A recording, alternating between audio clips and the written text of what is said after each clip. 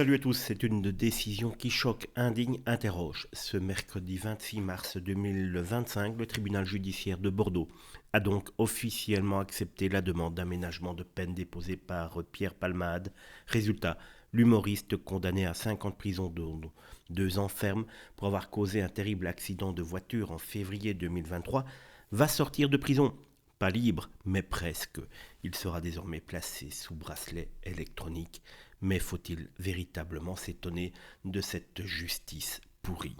L'annonce est tombée à peine 3 mois après son incarcération à la prison de Bordeaux-Gradignan. Et oui, en France, 2 ans de prison ferme se transforment en 3 mois.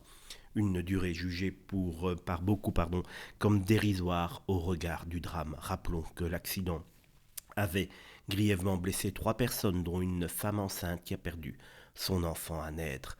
Les images du choc, la violence de l'impact et la révélation de la consommation massive de stupéfiants avaient provoqué un tollé national.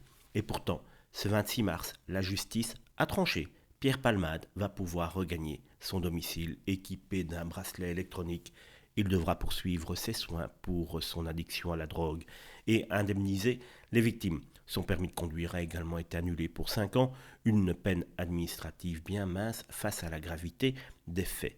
Mais cette sortie anticipée, aussi légale soit-elle, laisse véritablement un goût amer pour de nombreux citoyens.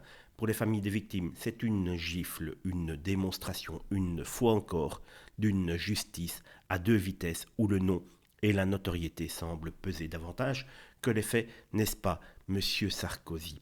Certes, Palmade n'est pas libre, il vit sous conditions strictes, mais pour les victimes, la peine ne s'aménage pas, elle est quotidienne, irréversible. Et face à cette réalité, une seule question reste sur toutes les lèvres. Honteux. Y a-t-il un autre mot?